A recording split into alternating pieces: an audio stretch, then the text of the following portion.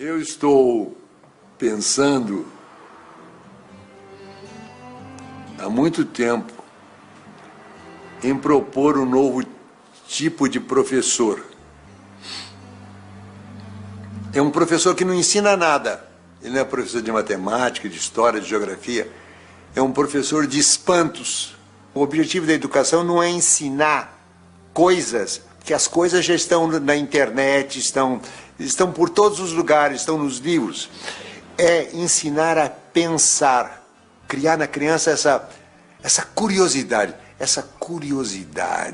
que e para mim, esse é o objetivo da educação, criar a alegria de pensar. Eu já tive uma experiência muito interessante com a menininha de 7 anos. Eu estava com a cabeça quente e eu resolvi então, para descansar a cabeça, fazer uma prateleira. Peguei minha serra circular, minha chave de fenda, as ferramentas. Levei ela para cima e comecei a me preparar. Nessa hora chegou a minha empregada com a filha dela. Sua empregada disse bom dia, eu cumprimentei e foi embora. A menina não foi embora, ela ficou parada lá. Ela estava intrigada com os objetos que estavam lá. Ela queria saber o que era aquilo. O que esse homem vai fazer com isso? Ficou parada lá. Aí eu peguei a trena, abri a trena. Ela disse, que é isso? Isso é uma trena. Para que serve a trena? Serve para medir. Como é que a trena mede? Vem cá que eu te mostro. Aí mostrei a trena, os centímetros. Eu disse para ela, presta atenção que de 10 em 10 risquinhos tem um risquinho vermelho. Você veja o que eu fiz? Eu ensinei sistema decimal para ela. Ela percebeu que as coisas em pacotinhos de 10. Essa é a situação certa para o ensino. Quando o que o professor fala provoca a curiosidade da criança e a criança interage, a criança pergunta. Como é que incentiva a leitura? Não é mandando ninguém ler, porque a relação com a leitura é uma relação amorosa. Eu vou lá não é porque o professor mandou. Quando o professor manda, já estragou. Então você tem de criar o gosto pela leitura. E você cria o gosto pela leitura, não mandando ler, mas lendo. Uma hora muito boa para a leitura é quando as crianças e os adolescentes vão para a cama. Então a mãe se assenta ao lado e vai ler um livro. A missão do professor não é dar respostas prontas, as respostas estão nos livros, estão na internet. A missão do professor é provocar a inteligência, é provocar o espanto, provocar a curiosidade. Quando eu era menino, na minha escola, tinha uma aula de leitura. A aula de leitura era a aula em que a professora ia ler para nós. Monteiro Lobato. Ninguém faltava aula, era o silêncio absoluto. Não precisava o professor dizer, menino, silêncio, menino. Não tem. Na escola não pode ter essa palavra silêncio, porque naturalmente, se a escola é boa, as crianças vão fazer silêncio porque elas vão gostar daquilo que elas estão fazendo. Frequentemente, os professores só têm que repetir aquilo que já vem nas apostilas. Recebi uma carta do menino. Querido Rubem Alves, li o seu livro O Patinho que Não Aprendeu a Voar. Aprendi que liberdade é a gente fazer aquilo que a gente deseja muito. Eu quero ser livre. Ponto, parágrafo. Tem uma professora que é demais. Ela manda a gente ler os seus livros e grifar os encontros consonantais e os dígrafos. O que o menino vai fazer com o encontro consonantal? Para que serve isso? Para nada. E dígrafo, para que serve? Para nada.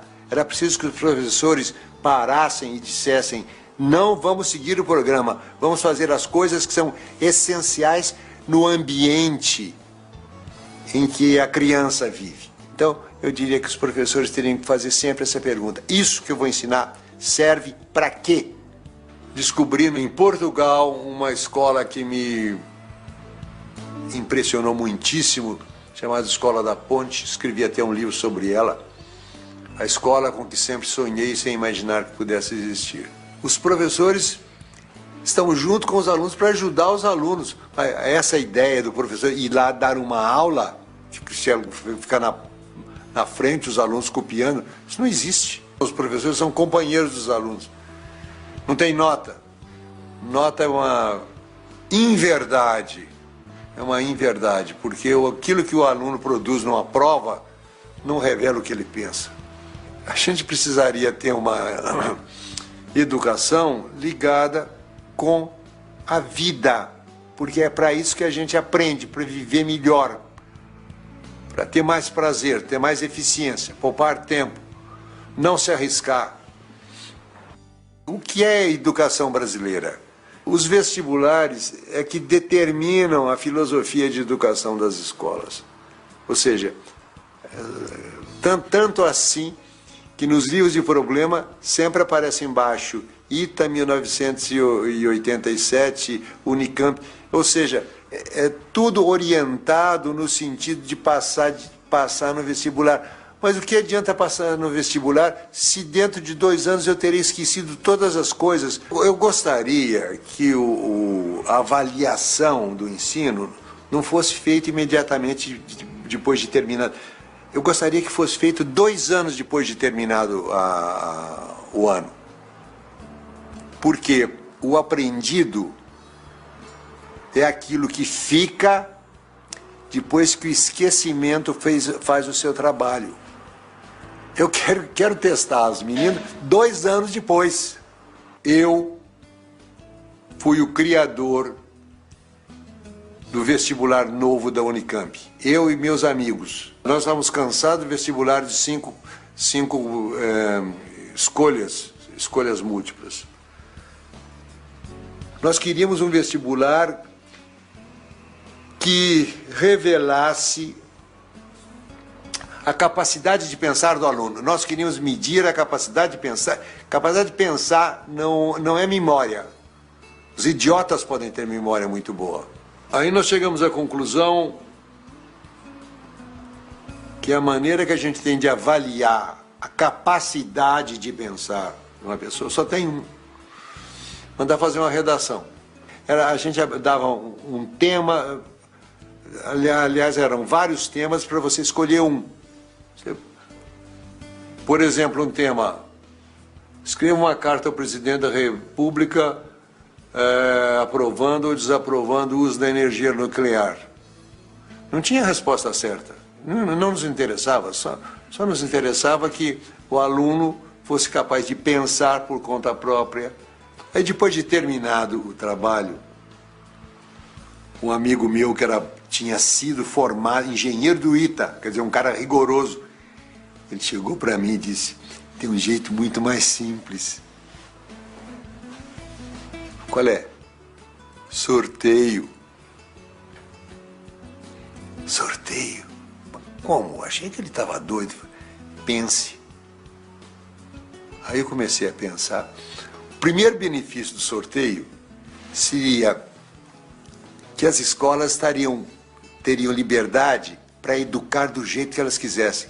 O terror do vestibular é que ele lança uma sombra negra sobre tudo que vem antes. Nós não somos movidos pelas ideias, nós somos movidos pelos sentimentos.